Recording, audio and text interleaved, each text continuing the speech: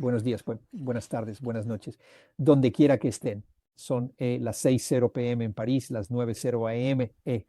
En Seattle. Una muy cálida bienvenida a todos ustedes a este nuevo seminario web de ICH como parte de la Academia de Mieloma Múltiple. Estamos muy complacidos de contar con su presencia en el seminario web de hoy, que aborda una pregunta oportuna y a veces controvertida en el campo del tratamiento del mieloma múltiple. Seguimos necesitando pruebas de orina para la evaluación y el seguimiento de la respuesta en el mieloma múltiple.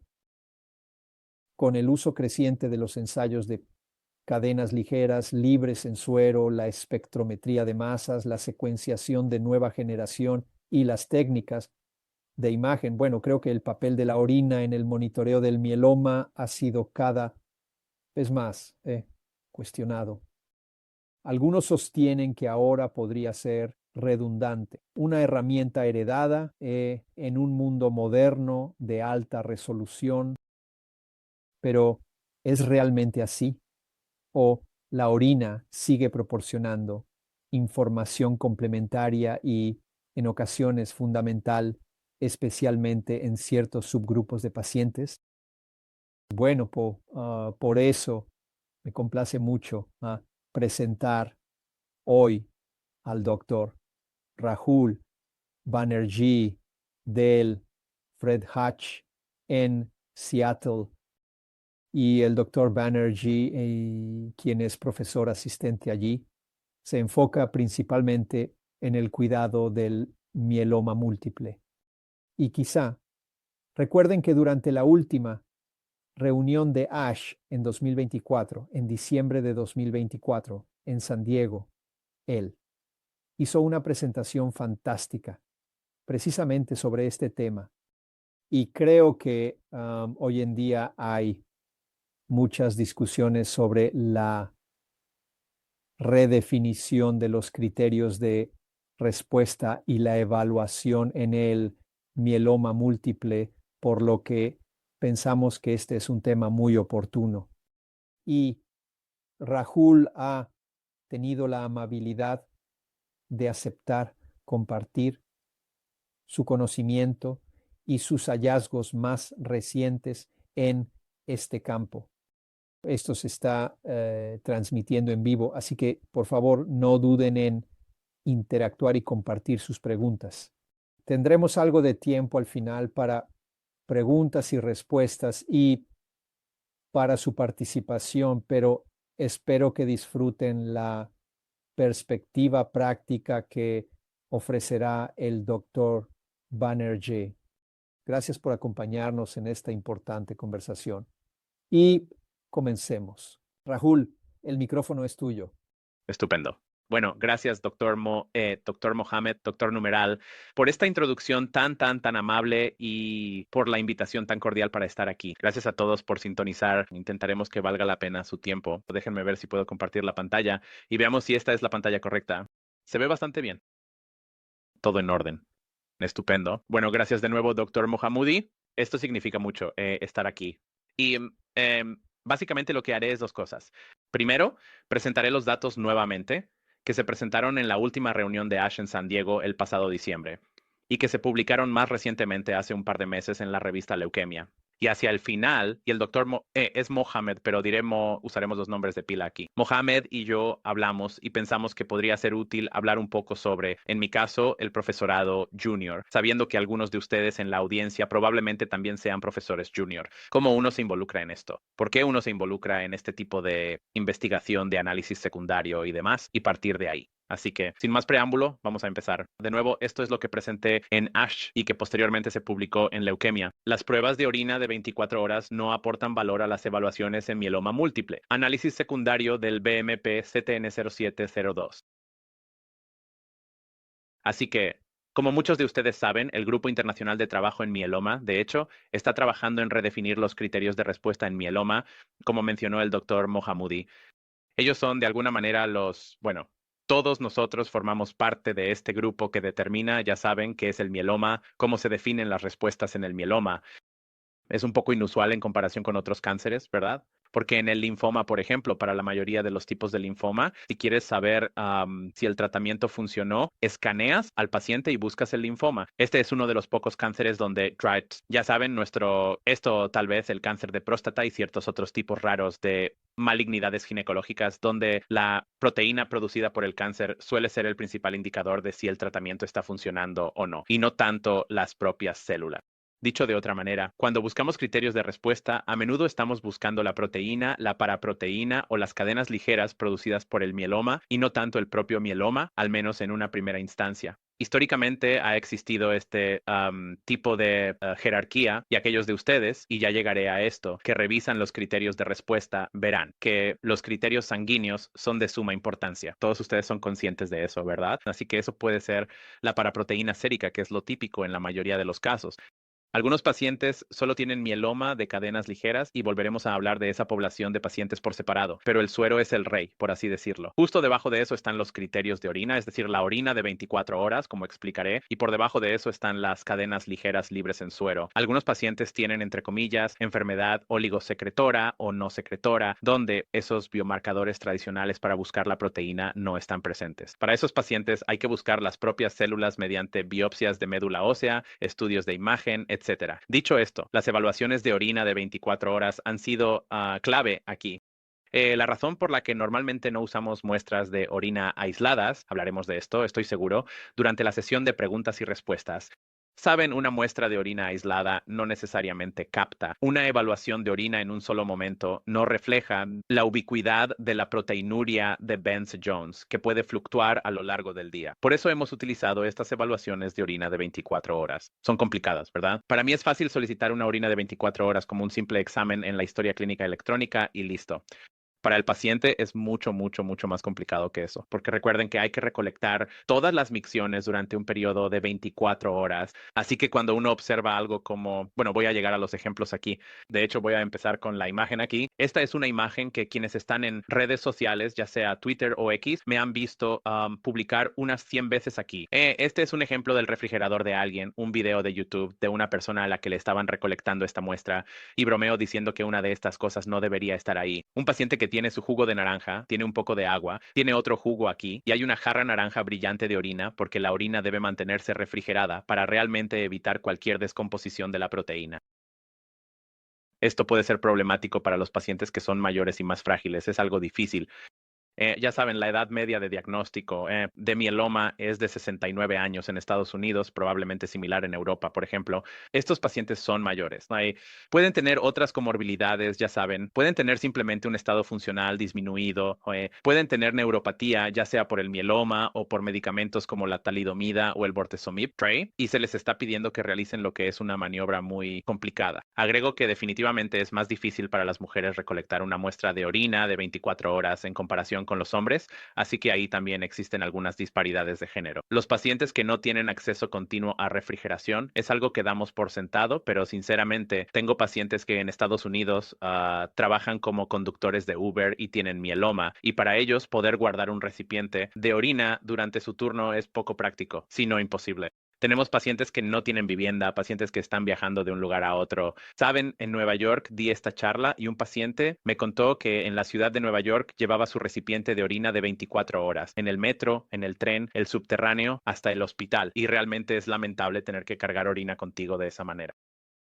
Llegaremos a esto, evaluaciones incompletas de la respuesta al mieloma.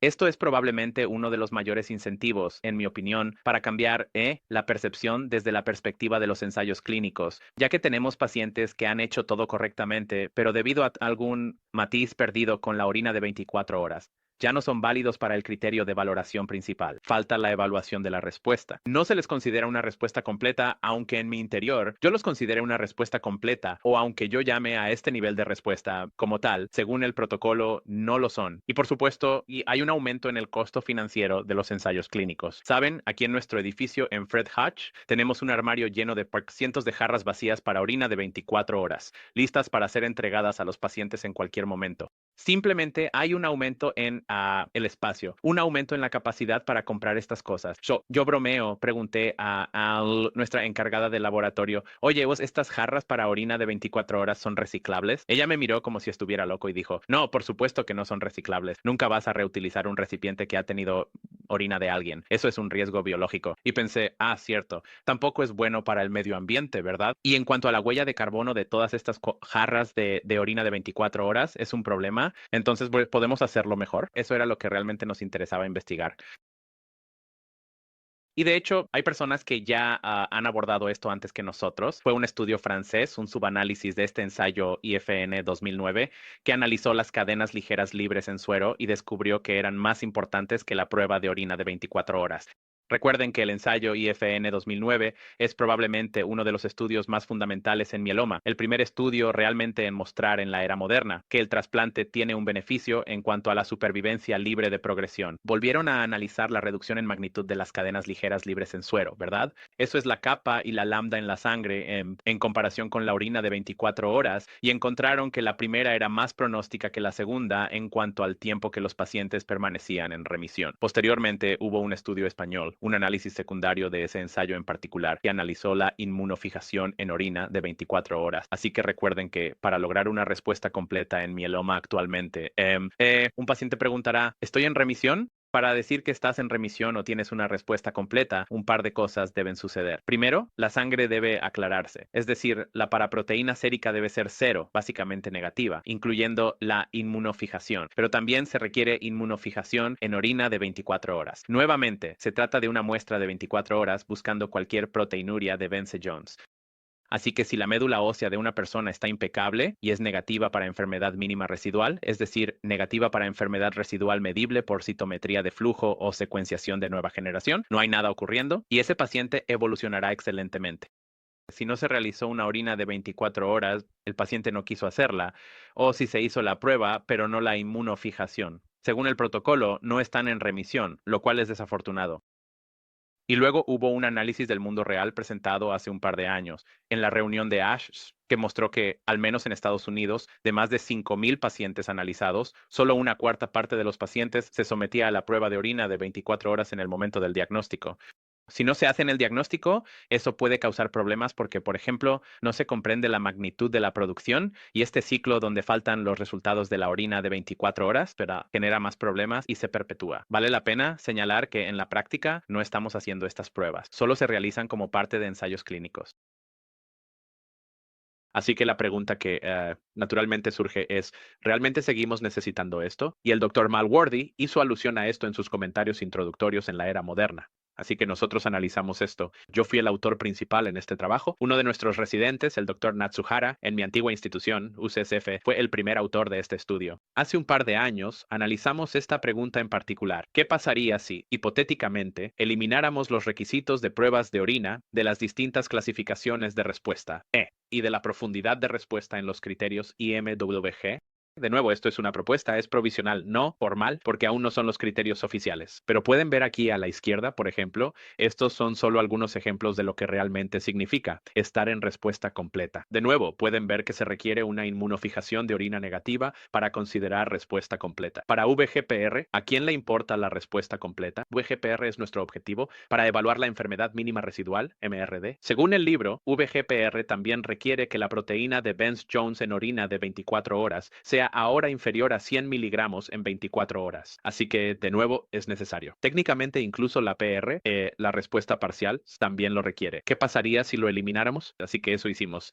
Analizamos retrospectivamente a nuestros pacientes sometidos a trasplante y encontramos que solo el 4% de los pacientes tuvo un cambio en su respuesta como resultado de eliminar la orina de los criterios de respuesta. Curiosamente, y hablaré de esto en las próximas diapositivas de nuestro análisis actual, el efecto fue en ambas direcciones. Mucha gente yo mismo asumía que si eliminas la orina, vas a empezar a ver que las personas, ya sabes, se desplazan universalmente hacia respuestas más profundas. De alguna manera asumimos que la orina estaba frenando a las personas, que la falta de orina les impedía alcanzar una RC, la orina faltante es la mejor oportunidad para evitar que alcancen una VGPR. Pero en realidad el efecto es en ambas direcciones. Hablaremos de esto ya que algunas personas tuvieron una disminución en sus respuestas y otras una mejora cuando se eliminó la orina. De cualquier manera, los números son bajos. Solo en el 4% de los pacientes esa orina de 24 horas realmente cambió los criterios de respuesta tradicionales de la IMWG que habrían tenido. Pero fue un análisis pequeño, retrospectivo, con muchos datos faltantes porque era información del mundo real y era demasiado pequeño para que realmente pudiéramos analizar la supervivencia libre de progresión. Así que aquí decidimos analizar exactamente eso. Lo que hicimos fue analizar el BMT-CTN0002. Así que el BMT es, ya sabes, la Red de Ensayos Clínicos de Trasplante de Sangre y Médula, un consorcio muy grande de Estados Unidos, de investigadores que realizan ensayos, particularmente en el ámbito del trasplante y CAR-T. El estudio firmware, diría yo, también es uno de los estudios de fase 3 más grandes y que más han influido en la práctica clínica, al menos desde mi perspectiva en mieloma. En resumen, no es un club de revistas sobre ese ensayo en particular, como ya se ha publicado previamente, como se muestra ahí en el JCO por el Dr. Statenauer y sus colegas. Lo que hicieron fue analizar a pacientes, sin importar su inducción inicial, y los asignaron al azar a una de 3 estrategias, básicamente, después del trasplante. Así que algunos pacientes continuaron solo con mantenimiento con lenalidomida después del primer trasplante. Algunos pacientes pasaron a trasplante tándem o fueron asignados al azar para recibir trasplante tándem o doble trasplante consecutivo y luego continuar mantenimiento con lenalidomida. Otros fueron asignados a un par de ciclos de VRD para Tesla analidomida índice, es decir, consolidación tras el trasplante y luego mantenimiento con lenalidomida. Con análisis por intención de tratar, no hubo diferencia en la supervivencia libre de progresión, PFS, entre los grupos.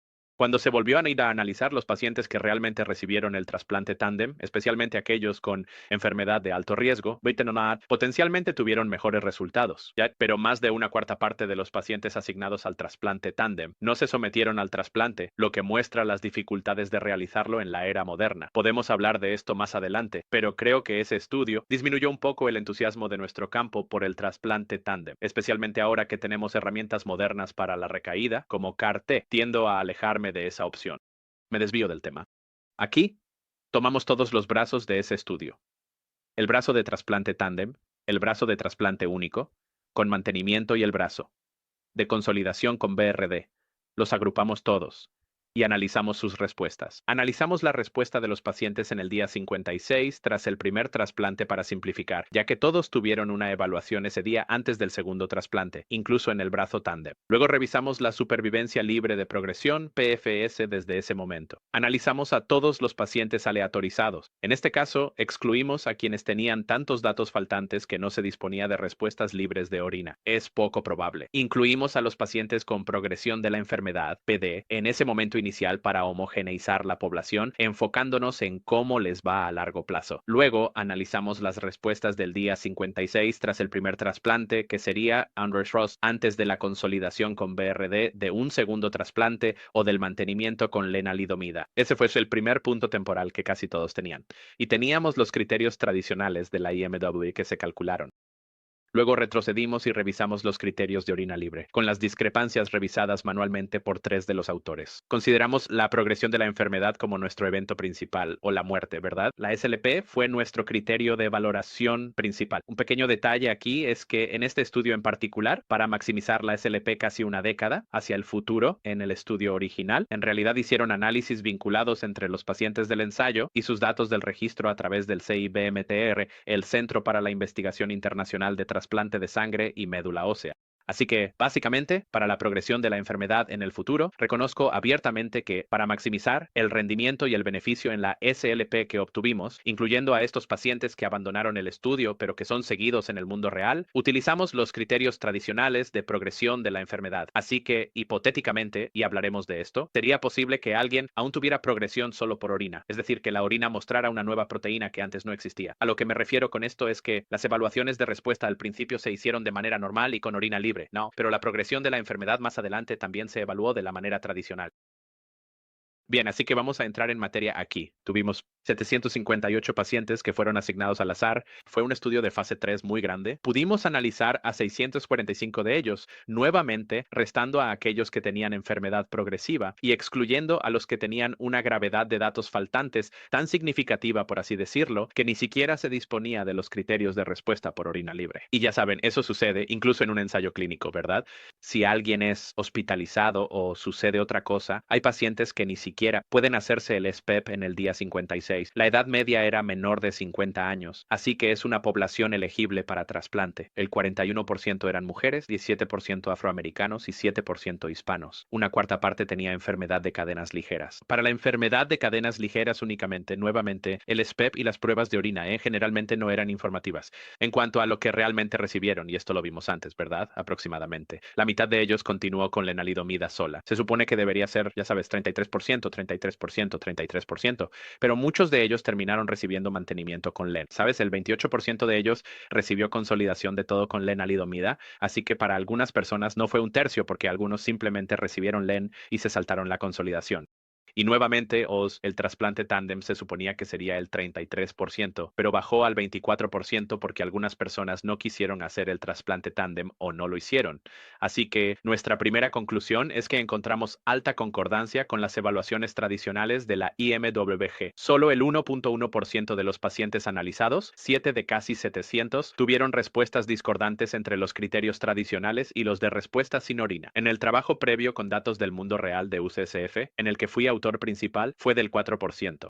Aquí fue del 1%, probablemente porque había menos datos faltantes, por ejemplo, porque son pacientes que participan individualmente en un ensayo clínico. Solo para guiarlos para esta audiencia, podría ser útil hablar un poco sobre las complejidades de esto. Admito que pensé que entendía los criterios de respuesta para mieloma y ahora formo parte de una junta de adjudicación de respuestas, uno de estos comités independientes de respuesta, y es complicado. Es endiabladamente difícil evaluarlas realmente. A veces, incluso dos especialistas en mieloma pueden no estar de acuerdo sobre algunas de las respuestas, y entonces se necesita un tercero para ayudar a adjudicar. Muy complicado. En cualquier caso, aquí hay dos pacientes clasificados como VGPR, pero si eliminas los requisitos de orina, ahora se consideran respuesta completa. Mucho se piensa de criterios sin orina, donde estos pacientes cumplieron todos los criterios no solo para una respuesta completa, sino incluso para una respuesta completa estricta. Incluso sus niveles de kappa y lambda eran impecables. Pero ambos tenían paraproteína urinaria positiva. Uno tenía una inmunofijación urinaria débil, apenas levemente positiva, y otro tenía 89 miligramos en un periodo de 24 horas. Así que área de proteína de Benz-Jones, una cantidad muy pequeña, menos de 100, pero no negativa. Algunos pacientes fueron reclasificados a una categoría inferior. Un paciente aquí fue reclasificado. Nosotros los considerábamos VGPR, pero si eliminabas la orina, ahora eran una PR. ¿Por qué? La idea es que, nuevamente, en los criterios tradicionales, el suero y luego la orina tienen, entre comillas, supremacía sobre los criterios de cadenas ligeras. Así que, por ejemplo, si el suero de alguien se limpia y su orina se limpia, y antes tenían, ya sabes, una enfermedad medible buena y sólida según esas métricas, puedes considerarlos una RC si la médula ósea está limpia, incluso si las cadenas ligeras no se han normalizado, ¿verdad? Eso sería una RC estricta. Pero ahí es donde surge un problema. Si eliminas este requisito, entonces con este paciente solo puedes guiarte por las cadenas ligeras. Así que este paciente en particular no tenía paraproteína detectable en suero, punto. Así que nos guiamos por su orina y sus cadenas ligeras libres en el suero. En el caso de la orina, ya sabes, cumplían los criterios para UGPR, básicamente. La paraproteína había desaparecido. Podría haber sido una RC, pero no se realizó el aspirado de médula ósea. Pero, si eliminas la orina, ahora son mieloma de solo cadenas ligeras y no alcanzaron una reducción del 90% en la diferencia entre las cadenas ligeras libres, así que habría sido una PR libre en orina. Este es el caso en el que realmente me enfoqué en ASH y creo que a los pacientes realmente les llegó, ¿verdad? Hubo 4 pacientes que fueron considerados no evaluables y que luego pasaron a ser evaluables cuando se eliminó el criterio de orina libre. He estado insinuando toda esta historia hasta ahora, ¿verdad? Hay pacientes que, por la razón que sea, porque falta un diagnóstico de análisis de orina de 24 horas, no tienes el punto de referencia para saber qué porcentaje de reducción hubo, o te falta ese dato en el día 56, etcétera, etcétera. Esto es problemático, especialmente para los ensayos clínicos, ¿verdad? Nuestros pacientes están ofreciendo su tiempo de manera voluntaria. No solo su tiempo, también su sangre, su alma, su sudor, sus lágrimas, su orina, todo lo entregan al ensayo clínico. Y de repente se les considera no evaluables. Obviamente puede que ellos no sepan que no son evaluables, pero tú sabes. La generalizabilidad del ensayo se está, ya sabes, sacrificando aquí si todos estos pacientes que participan en el ensayo y que realmente deberían ser analizados ya no son evaluables para la eficacia.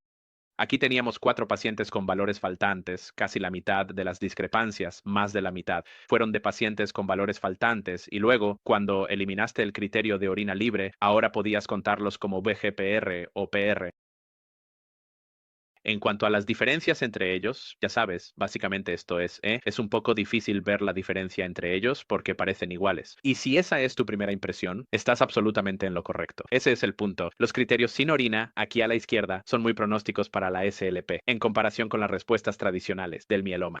¿Por qué se ven tan similares? Solo 7 pacientes de casi 700 fueron diferentes entre ellos, así que era de esperarse que fueran similares. Pero la idea aquí es que las respuestas sin orina en general, no solo CR versus no CR o algo así, sino CR, PGPR, PR y SD. PD fue incluido aquí en el día 56. Ese punto en el tiempo, esa profundidad de respuesta es muy pronóstica para cómo les irá después. Ahí a la izquierda, el valor de P es bastante significativo con una razón de 0.83. Eso es en todos los grupos. Si observamos la CR sin orina, nuevamente no analizamos la CR estricta por simplicidad, pero la CR sin orina, aquí a la izquierda, se puede ver que quienes logran una CR tienen un resultado mucho mejor que quienes no la logran. Nuevamente, el valor de P es bastante significativo. Muy pocas diferencias entre las respuestas sin orina y las respuestas tradicionales. Incluso con VGPR casi se alcanza la significancia en todos los casos, tanto en las respuestas sin orina como en las tradicionales. Pero la idea, sigo insistiendo en este punto, es que cuanto más profundo sea el nivel de respuesta, mejor le irá. Y los criterios de respuesta sin orina hacen un excelente trabajo al capturar eso, lo cual fue muy útil de ver. Así que, para ir concluyendo antes de pasar a la segunda parte de esta presentación, que será más breve, realizamos un gran ensayo de fase 3 y de nuevo, en un ensayo prospectivo de fase 3, esto fue un análisis secundario no planificado, es decir, post hoc, pero en los datos de este ensayo encontramos de manera prospectiva, descubrimos de manera prospectiva que si se elimina el requisito de orina en cada nivel de respuesta, no hay impacto en la capacidad de ese nivel de respuesta, ya sea RC, VGPR, RP, etcétera, para predecir la SLP posteriormente. Nuevamente, 4 de cada 7 casos son pacientes que han sido no evaluables, punto. Y hubo algunos que habrían sido no evaluables para la RC, por ejemplo, debido a datos faltantes o incompletos desde la perspectiva de la orina. Si eliminas ese requisito, en realidad tienes ensayos más generalizables porque, nuevamente, más pacientes son realmente evaluables para eficacia.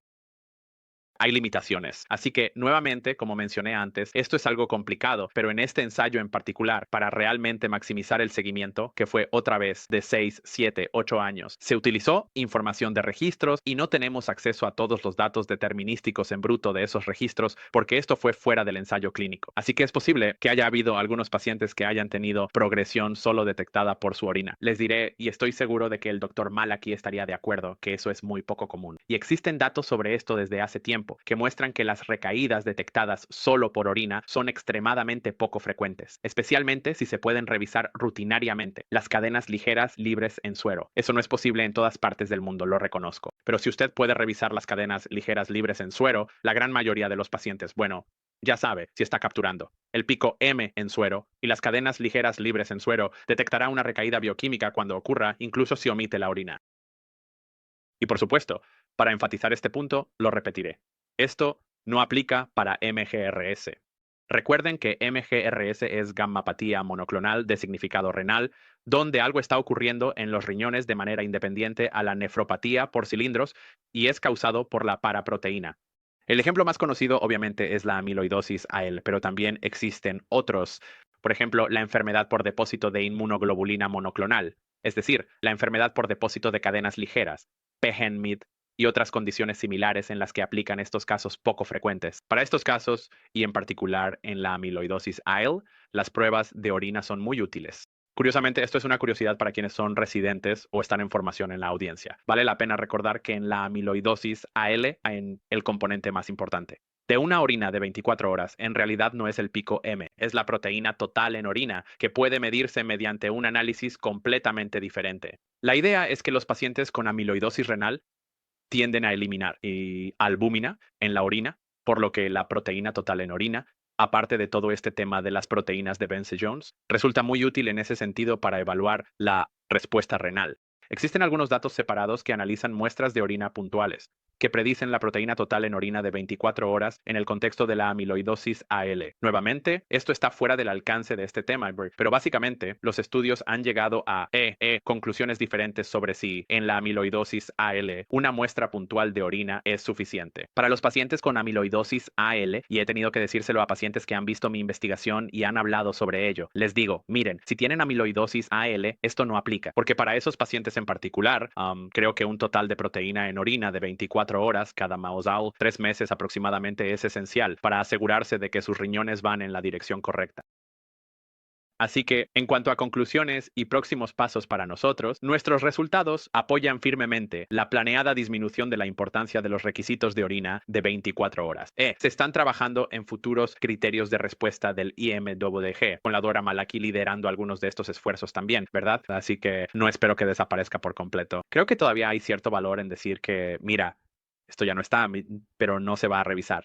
En los ensayos clínicos, por ejemplo, tenemos algunos pacientes que incluso en remisión se les pide que se hagan una orina de 24 horas cada 3 meses. Vi un estudio en el que un paciente participó donde le hacían una evaluación de orina cada mes de manera indefinida, incluso cuando estaba en remisión. Eso ya no será así en el futuro, lo cual es muy bueno de ver. Mi estado futuro propuesto o nuestro estado futuro propuesto para la prueba de orina de 24 horas, nuevamente me gustaría que se eliminara completamente de los criterios de respuesta para el mieloma, quizás con un par de excepciones, a menos que la proteinuria de Vence-Jones sea el único marcador de enfermedad medible, ¿verdad? Así que, obviamente, si esto marca la diferencia entre que alguien tenga enfermedad medible o no medible, hay que usarlo, ¿cierto? Porque la enfermedad medible es mucho más importante. Los pacientes con enfermedad no medible generalmente no son elegibles para ningún ensayo clínico, que representan lo mejor y más avanzado de los tratamientos para el mieloma. Así que definitivamente no lo usen para limitar a los pacientes, sino para liberarlos, ¿verdad? Y eliminen este requisito si no lo necesitan. Así que elimínenlo de los criterios de respuesta. Y aún más importante, elimínenlo de los refrigeradores de los pacientes y de las desviaciones no planificadas de los protocolos en todo el mundo. Este es un ejemplo aquí para los ensayos clínicos. Este es un ensayo que estoy liderando aquí en el Hodge. Y esta es una paciente que, para su crédito, simplemente no lo va a hacer. Y yo, honestamente, no puedo decir que la culpe, ¿verdad? Así, estas son las únicas desviaciones. NNT, orina de 24 horas no recolectada, no recolectada, no recolectada, y nuestra coordinadora de investigación tratando de recordárselo, pero es difícil, ¿verdad? Especialmente si no hacemos esto en la práctica real, en ensayos clínicos. Creo que necesitamos que la práctica de los ensayos clínicos coincida con lo que hacemos en el entorno real. Así que aquí están los agradecimientos, tanto para mí, en cuanto a la presentación, pero también nuevamente al CIBMTR. Pero gracias a todos por su tiempo y por escuchar. Muy brevemente, solo para dedicar los últimos 2 o 3 minutos aquí antes de dejar tiempo para preguntas. Y la doctora Malaki y yo hablamos sobre, ya saben, ¿de qué más puedo hablar aquí? Porque sé que aquí hay profesores jóvenes como yo. Probablemente también haya algunos residentes o becarios en la audiencia. Así que, hablando sobre análisis secundarios de ensayos, algunos de ustedes recordarán que he realizado otro análisis secundario de ensayo. He ayudado a liderar otro a través de SWOG, otro consorcio de Estados Unidos, un grupo cooperativo, debería decir. Y ese también fue tema de un seminario web de ECH el año pasado sobre dexametasona. Por ejemplo, este es un análisis secundario de un ensayo, o en realidad debería decir un análisis post-hoc de un ensayo clínico. Independientemente de esto, hice uno con dexametasona en SWOG con los estudios SOC77 de BRD versus RD y el estudio S1211 de ELO BRD versus BRD, agrupando todos los datos y encontrando nuevamente que los pacientes que tuvieron reducciones de dosis de dexametasona durante la inducción les fue igual de bien. Básicamente, su SLP y SG fueron comparables a los de quienes mantuvieron la dosis completa de dexametasona. ¿A quién le importa este tipo de cosas? Así que, ya sabes, he tenido mucha suerte de contar con mentores, tanto de BMTCTN como de SWOG. Por ejemplo, estas probablemente son algunas de mis publicaciones de mayor impacto. Así que, incluso si lo miras desde una perspectiva puramente cínica, creo que esto es muy útil para los profesores jóvenes, para dejar tu huella y hacer avanzar las cosas. Y ya sabes, es importante y espero poder retribuirlo algún día, porque como fellows y profesores jóvenes, no empiezas con un ensayo de fase 3 en tu haber, ¿verdad? Eso tienes que ganártelo. Se necesitan años para acumular estos ensayos. Un ensayo de fase 3 probablemente toma una década desde su concepción hasta la publicación. Así que si estás buscando que ese sea tu primer gran artículo, no va a funcionar. pero estoy muy agradecido con los mentores y muchos de estos grupos que han dicho, mira, los datos ya están publicados, ¿verdad? Los datos tienen que publicarse primero, así que si el análisis principal del ensayo no ha sido publicado, no puedes hacer un análisis secundario o de postdoctorado. Pero si ya lo están, siempre están buscando formas adicionales, ya sabes, de involucrar a profesores jóvenes. Siempre buscan maneras adicionales de utilizar estos datos y estos datos pueden usarse de muchas formas significativas, ¿verdad? El BMT CTN 0702 ha sido utilizado para muchos análisis secundarios de ensayos por parte de profesores jóvenes, incluyéndome a mí, pero también por muchos otros. Así que diría que es útil. Y para los profesores jóvenes, en la audiencia, realmente creo que vale la pena intentarlo. ¿Sabes cómo se hace esto? El doctor Awadi dio una charla muy buena, Doctor, el mes pasado y habrá una publicación en Iquang CH sobre esto, sobre cómo hacer networking en hematología. Y creo que simplemente el networking es importante. No puedes participar en esto, a menos que te presentes en la sala y digas, mira, me gustaría trabajar en esto. Así que, por ejemplo, para el estudio de SWOG con la dexametasona, empecé a preguntar sobre eso en 2022, cuando comencé como profesor en el Hutch. Y luego eso se publicó técnicamente a principios de este año, en enero. Así que tomó 3 años llegar a ese punto, mucho menos que los 10 años que tomó el ensayo en sí, pero aún así fue significativo hablar con personas, replantear tu pregunta, entender qué datos están disponibles y cuáles no, etcétera. Para BMT CTN, el doctor Pasquini, quien es el autor principal de este artículo, sabes, me acerqué a él en 2023 para hablar de esto. Bueno, en realidad, incluso antes de eso, en realidad en 2022, de hecho, habíamos propuesto esto para el análisis de orina del registro CIBMTR, pero no fue seleccionado en ese momento y él dijo, mira, hay demasiados datos faltantes en la práctica del mundo real, ¿por qué no intentas analizar esto en un ensayo clínico? Y realmente me ayudó a guiarme durante todo este proceso y estoy muy agradecido con él por su colaboración y su confianza al decir, mira, te daremos cientos de páginas de archivos de Excel con los criterios de respuesta. Y en si tú y tus 3 coautores, los primeros coautores, tienen tiempo para revisar esto, háganlo. Sabes, sigue siendo mucho trabajo, no me malinterpretes. No es fácil porque, de nuevo, la mayoría de los análisis a veces cuentan con apoyo estadístico que te ayuda. En el caso de BMT-CTN, mucho recaía en nosotros volver atrás, revisar y calcular la SLP y calcular los criterios de respuesta, etcétera, etcétera. Pero todos están muy dispuestos a ayudar. Así que yo diría que si te interesa, pues empieza a asistir a estas reuniones. En Estados Unidos tenemos SWOG y, ya sabes, Alliance, ECOG y el CIBMTR, etcétera. En Europa, casi todos los países tienen su propia, ya sabes, increíble base de datos. Quizás podrías intentar conocer a esas personas, conocerlas. El doctor Awadi lidera muchos de estos esfuerzos aquí en Francia. Yo hablé con ellos y les dije, miren, tengo esta pregunta. Empieza con una pregunta y ayúdales a darle un giro. ¿Sabes? Para el estudio de SWOG con dexametasona, bueno, mi pregunta inicial era sobre la dexametasona y la inflamación y de algunas personas se benefician más de la dex que otras. Y el doctor Alawadi de la clínica Mayo me dijo, ¿por qué no cambias tu pregunta? No importa en absoluto. Y él me ayudó a cambiar mi pregunta. Y eso marcó una gran diferencia tanto para mi carrera como espero para los pacientes también. Ya estoy recibiendo comentarios de pacientes y de oncólogos comunitarios que me dicen, mira, vi tu artículo, ahora me siento más cómodo dejando de usar dexametasona. En cuanto a la orina, todavía no hemos llegado a ese punto, ¿verdad? No recomendaría esto para alguien que esté en un ensayo clínico.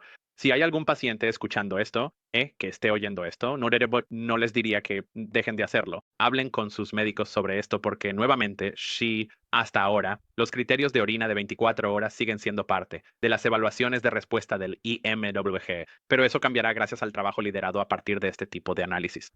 Así que con esto voy a detenerme. Me pasé 3 minutos, pero dejo tiempo para preguntas. Doctor Awadi, gracias por la invitación. ¿Puedo responder preguntas? Muchas gracias, Rahul, por realmente un excelente seminario web y creo que en menos de 30 minutos lo has resumido todo, así que Bien. eh, eh, estoy muy agradecido en nombre de la comunidad de ICA y de la audiencia. Tenemos algunas preguntas, Ajá. así que eh, tenemos una pregunta general y varias preguntas en la misma línea sobre, según lo que has presentado, estamos listos para abandonar el análisis de orina en el mieloma múltiple. Es una excelente pregunta. Así que sí, creo que no puedo hablar en nombre del IMWG de nuevo. Y el doctor Awadi y yo estábamos hablando de esto antes. El consentimiento. Científicamente basados en... Oh, está bien. Claro, sí. Eso es lo que iba a decir. No soy abogado aquí. No quiero hablar en nombre de este, ya sabes, gran organismo internacional. Creo que científicamente la respuesta corta es sí. Creo que, ya sabes, en dos niveles. Por un lado, tienes que preguntarte, sabes, 24 horas también podría ser un periodo de tiempo arbitrario. Y creo que a medida que obtenemos cadenas ligeras libres, estamos viendo mejores ensayos ahí. Dentro de 5 o 10 años, probablemente la EMR será la norma. Ya sea que lo estés revisando en la médula ósea o en la sangre, vas a usar más de eso, ¿verdad?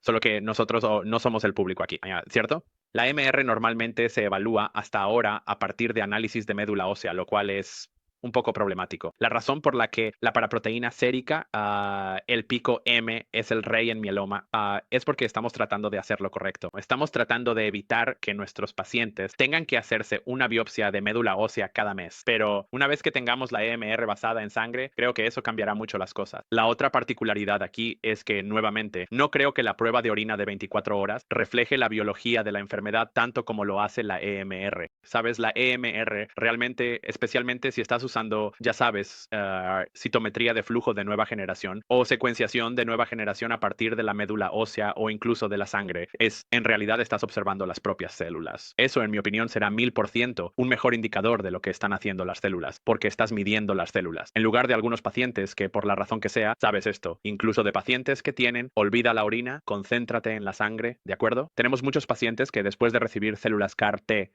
son negativos para EMR. Conozco a ese paciente al día 28 después de la terapia CAR-T para mieloma. No se encuentra ni una sola célula de mieloma, pero el pico M sigue presente durante 6, 9 meses después, hasta que baja a cero. Tienes que preguntarte, ¿cuál es el mejor reflejo de la ciencia aquí? ¿Es ese pico M que persiste durante un tiempo o que no se elimina adecuadamente? ¿O es la prueba en suero o la prueba de sangre, la prueba de médula ósea para EMR? Así que básicamente, para concluir aquí, a medida que la prueba de EMR se convierte en la norma, en realidad sospecho que probablemente dentro de 10 o 20 años me encantaría escuchar tu opinión sobre esto. En realidad creo que los ensayos de EMR, las cadenas ligeras libres en suero y tal vez incluso el BCMA soluble, el antígeno de maduración de células B, que es un muy buen, al menos eso pensamos, indicador del volumen de células plasmáticas, sin importar el tratamiento que estés recibiendo. Así que hicieron un estudio donde incluso los pacientes que recibían bispecíficos contra BCMA, pero también pacientes que recibían bispecíficos contra GPRC5D, la reducción del BCMA soluble corresponde a qué también les está yendo. Yo diría que ese es un mejor punto de referencia. Obviamente, la parte difícil es realmente conseguir un punto de referencia que funcione. Va a tomar años de trabajo validarlo, asegurarse de que el ensayo funcione de manera confiable en todo el mundo y garantizar que no se estén cambiando las reglas para los ensayos que ya están en curso. Asegurarse de que tengas una manera, cuando alguien pregunte, ya sabes, ¿qué es la SLP? Esa definición debería ser casi inquebrantable a lo largo de los años para poder generalizar entre ensayos antiguos y nuevos. Así que va a requerir mucho trabajo llegar ahí logísticamente, pero científicamente creo que ya estamos listos. Excelente, muchas gracias. Entonces, aquí tenemos una pregunta un poco diferente porque la audiencia de IKI es muy amplia y estamos muy orgullosos de que nuestro alcance llegue a más de 130 países diferentes en todo el mundo. Así que la pregunta aquí es, en un país de bajos ingresos donde la MRD no es accesible, las cadenas ligeras libres en suero son costosas. ¿Cree usted que aún podemos obtener algo de la orina que por supuesto es mucho más fácil de manejar? Es una pregunta muy, muy excelente y esto surgió y definitivamente es un tema que también me resulta muy cercano e importante. Así que el mismo principio se aplica en América Latina y también parece que en ciertos países de África es problemático. Creo que podría argumentar que una recolección de orina de 24 horas es igual de pesada para un paciente en esos países que en algunos de estos países de mayores ingresos. Incluso diría que es aún más pesada, ¿verdad? Porque ya sabe, incluso si uno dice que olvide la refrigeración es poco práctica. Yo diría, al menos por lo que he hablado con médicos en estos países, que muchas veces en el África subsahariana la gente viaja horas para llegar a la clínica. Para mí, para mis pacientes, puedo tomar la autopista desde aquí. Si tienen que viajar 30 minutos para llegar aquí, ya se están quejando. Los pacientes en el África subsahariana y en América Latina viajan mucho tiempo para poder recibir atención. Para esos pacientes, creo que una recolección de orina de 24 horas suele ser aún más problemática para ellos en cuanto a almacenarla, tratar de recolectarla, etc. Así que creo que sí, es posible que la orina de 24 horas tenga algún valor. Aún así, yo preferiría los ensayos para averiguar cómo hacer que las cadenas ligeras libres en suero funcionen mejor, porque creo que en última instancia, La vida media de esas pruebas probablemente es más sencilla, es más corta. Así que es un mejor barómetro de cómo está funcionando realmente el tratamiento en tiempo real. Y dos, si de todas formas vas a hacer análisis de sangre a estos pacientes como un hemograma completo o un panel metabólico, sería ideal poder recolectar la muestra al mismo tiempo, en lugar de que tengan que recoger un recipiente y regresar 24 horas después con una muestra. Tenemos trabajo por hacer allí. Yo creo, sabes, es muy fácil decir desde mi perspectiva. Dejemos de lado las muestras de orina, etcétera. En la vida real requerirá mucho trabajo con estos nuevos ensayos. Debemos hacerlo de forma equitativa globalmente y es necesario.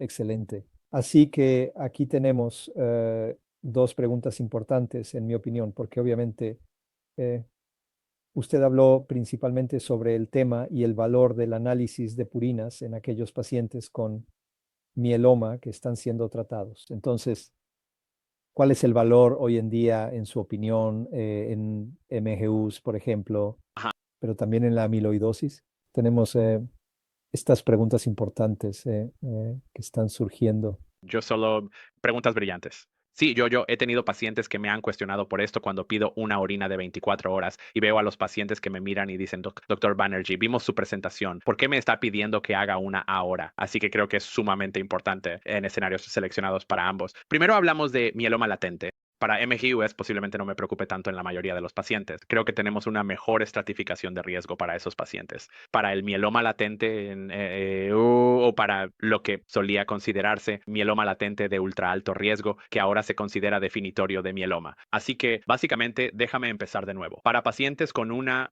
relación de cadenas ligeras libres en suero mayor a 100 a 1 en cualquier dirección. Si la relación kappa sobre lambda es mayor a 100 o lambda sobre kappa es mayor a 100. Según el libro de criterios del International Myeloma Working Group, eso es mieloma. Y tengo a muchos de esos pacientes, si se les diagnostica en ese contexto, los he tratado. Obviamente, ya sabes, es un poco difícil decir qué es mieloma y qué es mieloma latente, especialmente ahora que en algún momento podrían estar disponibles nuevos tratamientos para el mieloma latente. Por ejemplo, daratumumab en el futuro. Con el estudio Michela, he tenido pacientes y probablemente muchos de ustedes también que tienen una relación kappa a lambda de 110. Y les digo, mire, esto probablemente sea mieloma. Y ellos responden, no quiero tratamiento, prefiero ser observado. Para esos pacientes debo decir que he utilizado pruebas de orina de 24 horas. Hay un trabajo muy bueno de la doctora Bisram y sus colegas cuando ella estaba en la Clínica Mayo, publicado en Leuquemia, que muestra que la proteína total anormal en orina de 24 horas es en realidad un muy buen predictor de nefropatía futura en esos pacientes, ¿verdad? Recuerden, la razón principal por la que nos importa la proporción kappa lambda es que si la proporción es muy alta, si la cadena ligera involucrada está en miles de miligramos por litro o cientos por decilitro, ese paciente está en riesgo de daño renal. Una orina de 24 horas puede ser útil en ese sentido, no cada 3 meses. A menudo la uso como referencia para ellos. Y luego, cualquier elevación subsiguiente de creatinina, la tomo muy en serio para esos pacientes porque en ese momento tienen todo que perder. Para la amiloidosis AL, sí, creo que la prueba de orina de 24 horas sigue siendo esencial como parte de la evaluación de la respuesta renal, así que la amiloidosis AL es rara. Algunos de ustedes en la audiencia tal vez hayan tratado a muchos pacientes con esta enfermedad. Algunos de ustedes no han tratado a ningún paciente con esta enfermedad todavía y eso cambiará. La creatinina a menudo es normal en estos pacientes, ¿verdad? Porque el daño renal real no ocurre como resultado de la incapacidad de eliminar proteínas como la creatina o la creatinina, sino porque está ocurriendo proteinuria. Estos pacientes están perdiendo albúmina. Entonces, ¿cómo sabes si el tratamiento está funcionando? Obviamente con la amiloidosis, tu objetivo principal es lograr una respuesta hematológica completa. Así que en ese caso, las cadenas ligeras libres son lo más importante. Sin duda, comienzo a alguien con un medicamento como, ya sabes, Dara H Synergy, que espero esté disponible en cada vez más países para la amiloidosis, según el estudio Kifi Endromita. Las cadenas ligeras se normalizan de inmediato. Cierras la fábrica, pero ¿cómo sabes si los riñones están mejorando? No puedes confiar en la creatinina porque a menudo se mantiene preservada durante todo el proceso. Para esos pacientes, la proteína total en orina de 24 horas es muy útil. Normalmente la reviso cada 3 meses hasta que estén en remisión. No lo hago obligatorio después, pero por ejemplo, si la orina de alguien no está mejorando, la proteína total a pesar de la normalización completa de sus cadenas ligeras, creo que hay que, primero, considerar si quiero cambiar el tratamiento para esos pacientes porque algo está pasando, o segundo, replantear el diagnóstico, ¿verdad? Porque esa es la otra parte complicada. Algunas personas son diagnosticadas con amiloidosis AL en el contexto de, ya sabes, síndrome nefrótico. Si el síndrome nefrótico no mejora con un tratamiento efectivo dirigido al clon de la amiloidosis AL, tengo que volver a revisar y pensar en otras posibilidades. ¿Hay algo más que esté mal? ¿Está ocurriendo algo más además de la amiloidosis que ellos no saben? Pero creo que para esos pacientes todavía tiene un papel. Nunca lo revisaría más de 4 veces al año, ni siquiera trimestralmente en esos pacientes. Y una vez que han alcanzado una remisión o una buena respuesta, puede que ya no insista. Pero creo que hay un escenario en esos casos particulares donde es útil. Muchas gracias, Rahul, por esta realmente brillante presentación. Gracias por compartir tu conocimiento, pero también tu pasión en esto Gracias. campo. Y gracias a todos por unirse a esta sesión de la Academia de Mieloma Múltiple de IS. Creo que en la discusión de hoy ha ilustrado claramente que el papel de la orina en la evaluación y valoración de la respuesta en el mieloma múltiple está volviéndose cada vez más limitado, ya que herramientas basadas en suero, más sensibles, estandarizadas y convenientes, se están convirtiendo en la norma. La necesidad de realizar pruebas de orina con todos sus desafíos prácticos y como algunas de las fotos compartidas por Rahul, bueno, afortunadamente su papel está disminuyendo y creo que nadie se quejaría de esto. Esta evolución no solo es científicamente sólida, sino que también es un avance bienvenido tanto para los médicos como para los pacientes. Eres amable. Así que decir adiós a los estudios rutinarios de orina en la mayoría de los casos es, en muchos sentidos, una buena noticia. Esperamos que esta sesión haya ayudado a aclarar esta transición y sus implicaciones prácticas. Gracias a todos nuevamente por su atención. Esperamos verlos en el próximo seminario web de la Academia de Mieloma Múltiple de IC. Donde sea que estén, por favor cuídense y manténganse bien. Esto es el ICH alrededor del mundo y a lo largo del campo de la hematología. Cuídense. Perfecto. Gracias, Mohamed. Gracias a todos.